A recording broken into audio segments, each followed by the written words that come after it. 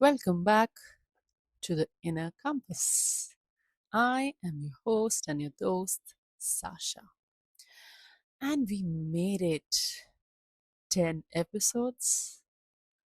And if you have been here since the beginning, I want you to feel the weight of that for a moment.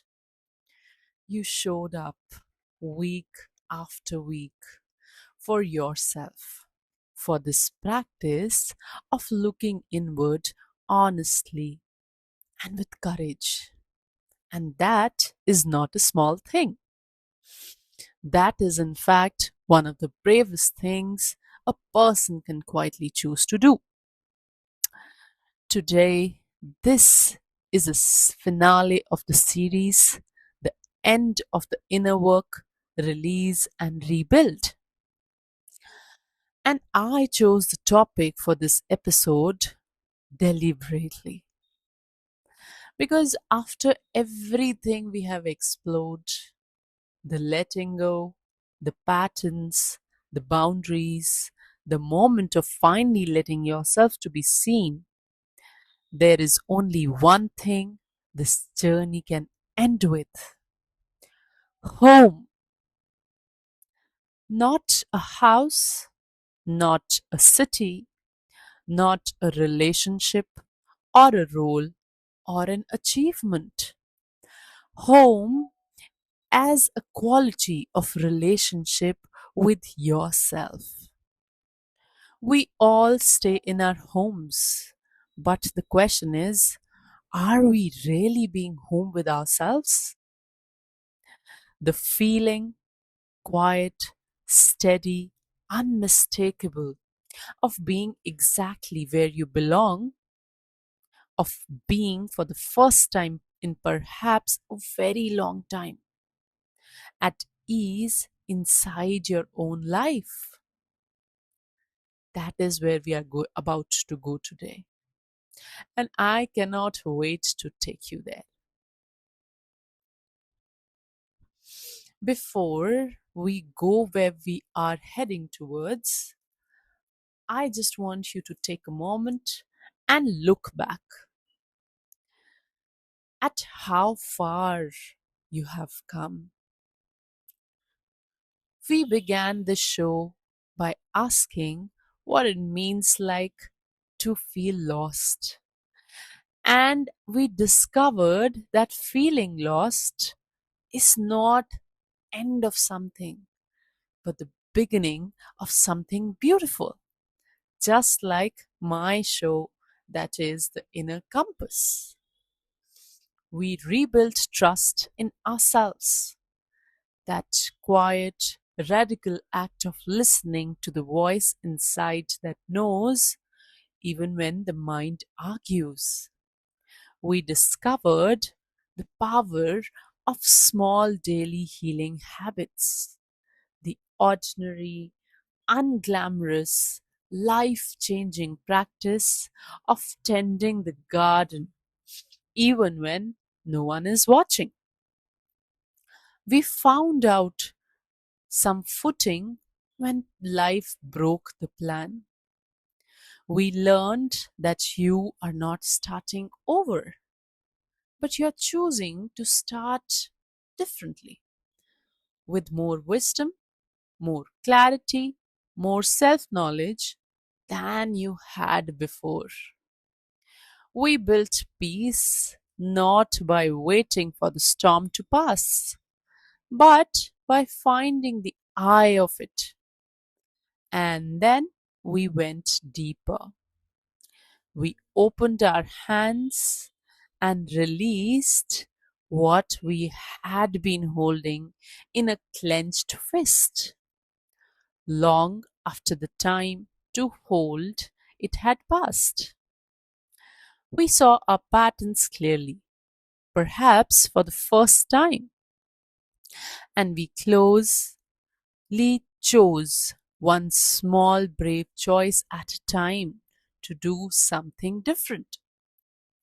We drew boundaries not from coldness but from love, from the recognition that you cannot pour from an empty vessel. And last week, we let ourselves out in the world to be completely seen.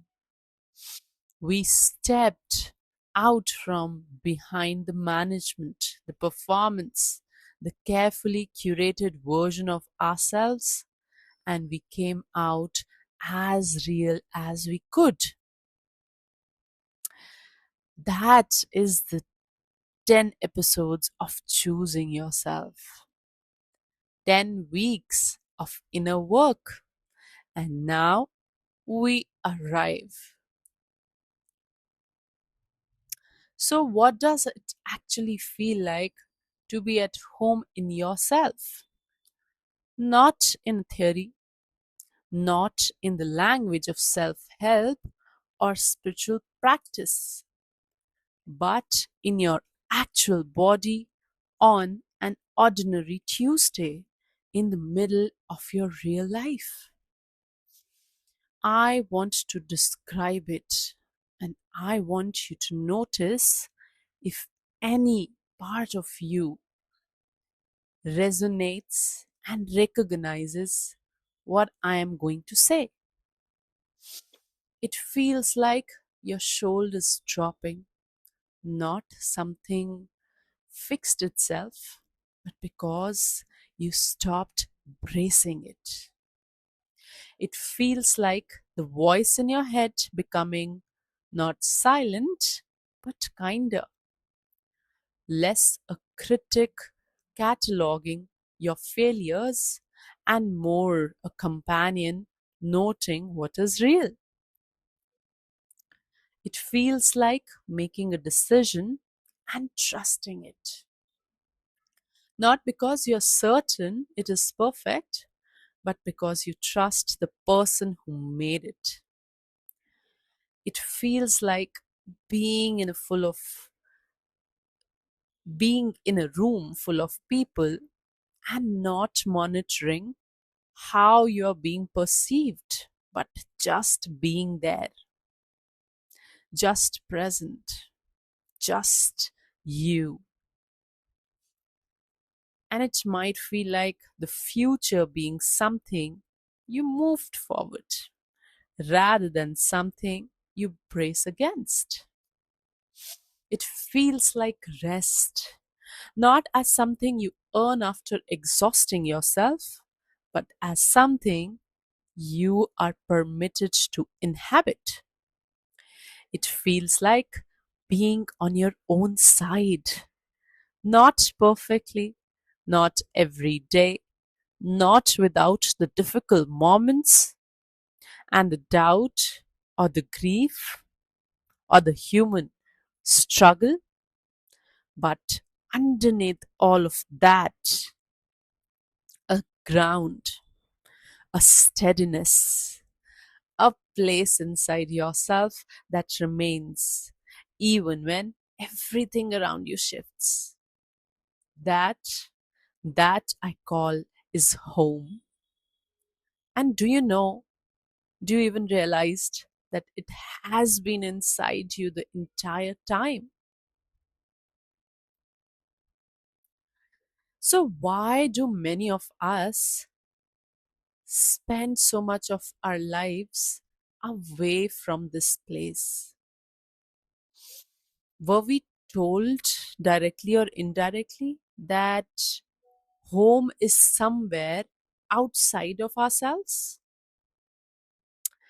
That we would feel at home when we had a right relationship, the right career, the right kind of body, the right number in the bank account, when we have finally fixed everything that was broken, when we had finally earned enough, achieved enough, or become enough. So we kept looking outside. And the further we looked, the further away we felt from home. Don't you think so? I hope this resonates with most of us because we being home is not just about the building. We being home is being completely there as you want.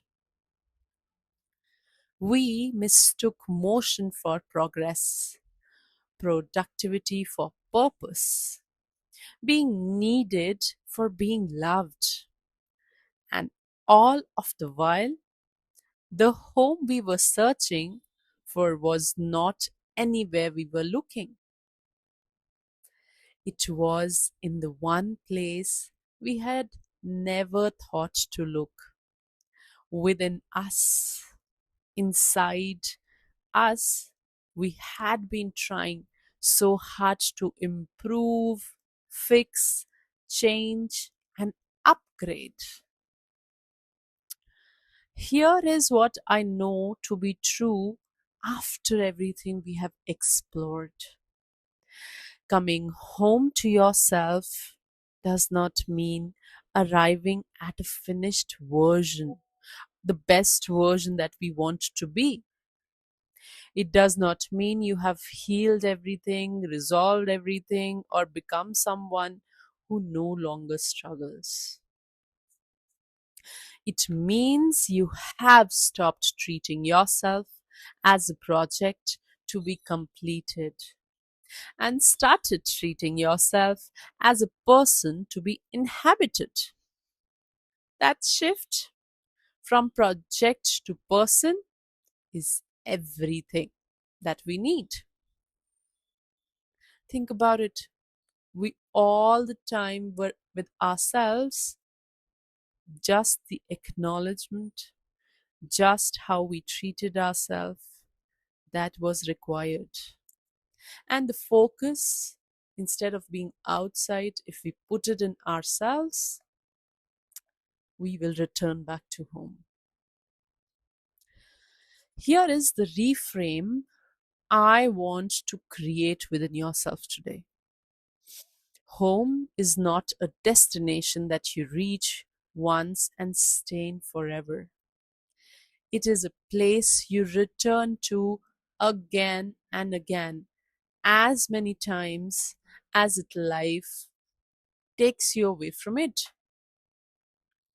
Some days you may feel completely at home in yourself, grounded, clear, present, moving through your life with a kind of ease that feels almost effortless. And other days, you might feel lost again. And that time, you don't have to lose it. You will be pulled out of yourself by fear or grief or the noise of the world. It can be any conversation that de establishes you, or an old pattern that might resurface when you least expect it. And again, that is not a failure. That I call it as being human. We try to make everything perfect, but it's not about perfection. The difference after we have explored everything together is that you know the way back. You know how to pause instead of reacting, how to feel something without being consumed by it, how to open your hands instead to clench them, and how to ask yourself, is this a pattern or is this real? How to draw the boundary, how to let yourself be seen, how to return deliberately, gently, again and again to the ground of yourself. That knowing, that is what home means. Not a permanent state of peace, but the capacity to find your way back to it every time, no matter how far you wander. And the most important thing that I have to say today, you were never lost. You were always on your way home. So today, because this is the finale of the series, the second season, I want to give you gift of four things to carry with you. These are not techniques, these are not practices in the usual sense, but these are four ways of returning home. Whenever life takes you away from yourself, these four things will always bring you back. And I want you to come back to it again and again because I always tend to come back, and I hope that they become yours too. The four homecoming practices, or we can call it the ways to return to yourself. I am directly diving into the same way that I have always been doing. And I have curated it after a long time of observation, experiment, experiences, and I think I can bet on it without fail that these are certain practices which, when you delve into, you will feel better, you will feel home. So let's get started. The first one, I have named it as the return breath. For when you feel that you have drifted, the simplest, most immediate way to come home to yourself at any moment, in any situation, is your breath that, sometimes consciously, sometimes unconsciously we do. It is not a kind of full meditation, it is not 10 minutes of stillness. It is just one breath, conscious and complete. In through your nose slowly and feel your chest expand. Feel your feet planted on the floor. Feel the weight of your body in the chair or wherever you are. Hold it for 3 or 4 seconds. And when you exhale, say to yourself silently, I am here. I am enough. I am home. This is not a performance of well being, it is an act of return, a signal to your nervous system that you're safe, that you don't have to brace or to perform or to manage anything, that you can, for this moment, simply be yourself.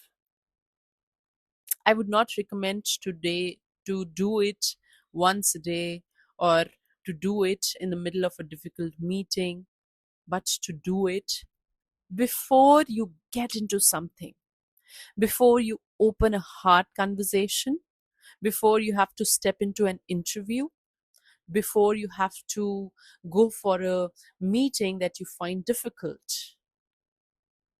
But remind yourself that the moment you step into it, and every time you do it, you are practicing the most important thing, that is the act of coming back to yourself. One breath, that is the whole journey compressed into a single moment, in and out, and directly you land into your home. Simple, right? Please do try that. The second one, it can be used as a daily check in with yourself. The homecoming question. Once a day, not as performance of self-help, but as a genuine act of self-inquiry. Ask yourself this question. What do I actually need right now? You don't have to answer in the way that you should need what would make the other people comfortable, or not what the productive version of you is supposed to be doing, but what you actually need right now, in this body, in this moment. The answer might come out to be as rest, movement, calm, quiet stillness, connection, to be heard, to create something, to stop, or to start something. What the answer comes out to be, you have to take it seriously. Not dramatically, not necessarily acting on it immediately, but honoring it by allowing it to be real. Just allow yourself to be there in that moment. Acknowledge yourself.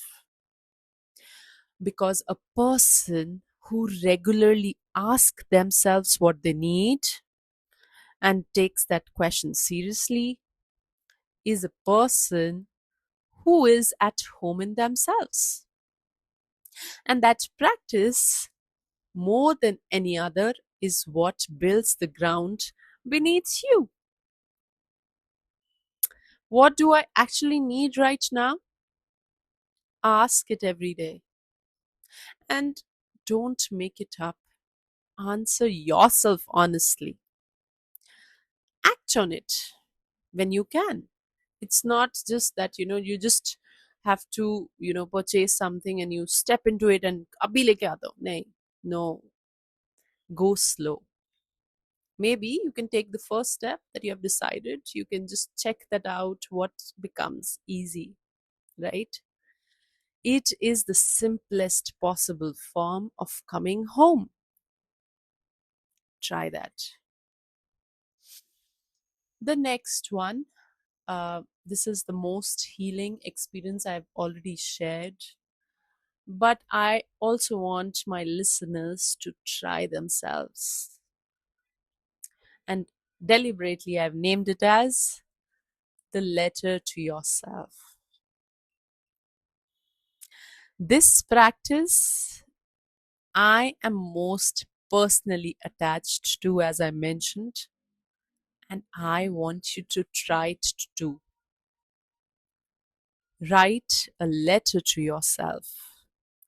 Not a journal entry, but a letter with the warmth, a salutation, the same quality of care and attention that you would pour into a letter to someone you deeply loved.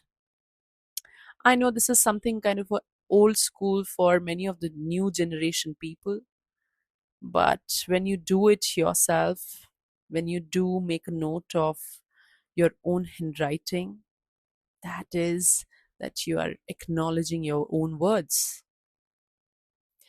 In that letter, you need to acknowledge wherever you are, whatever you have been through, and at what cost. What learning did it give you? And what you're proud of. Even if no one else knows how to be proud of it. And in the end of that letter, you have to write something like, I see you.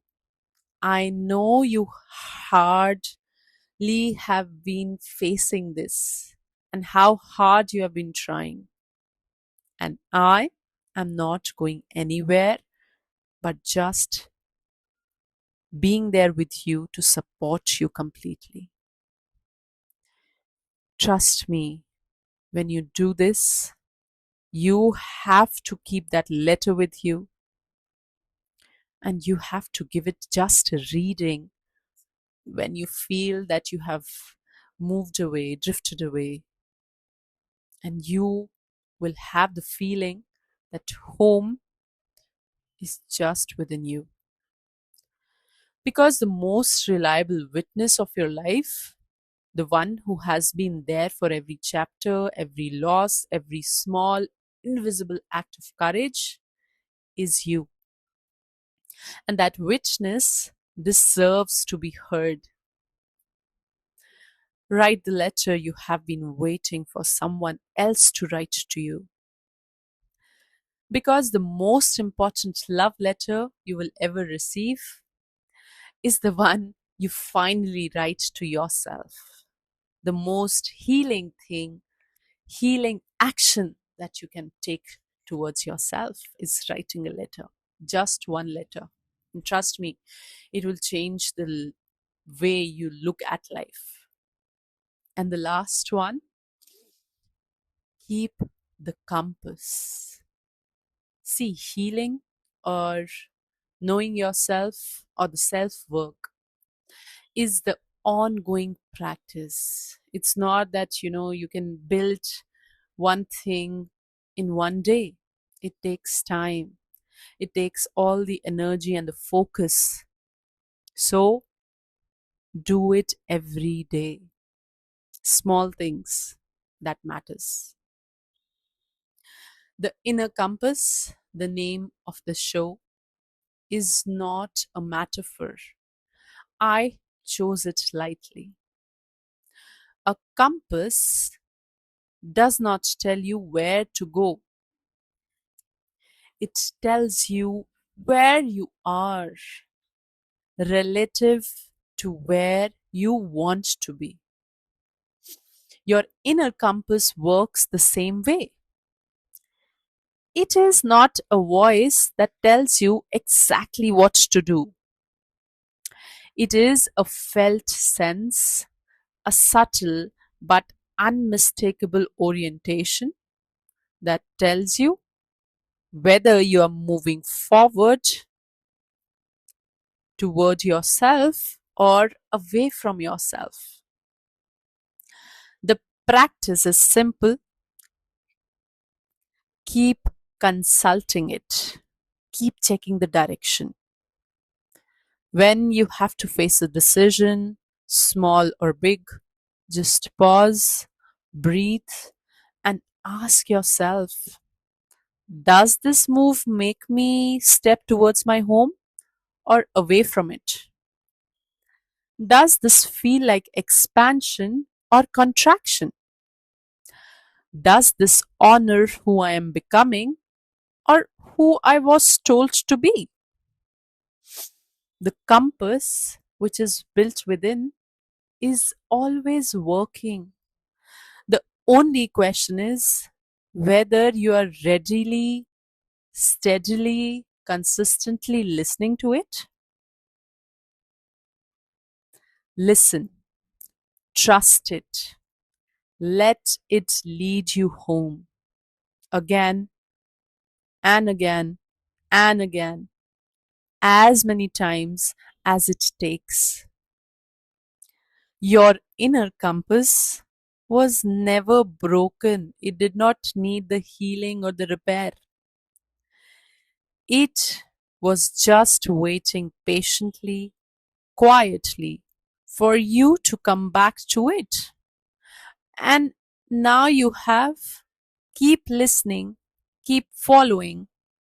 It will show you the way because it knows the way.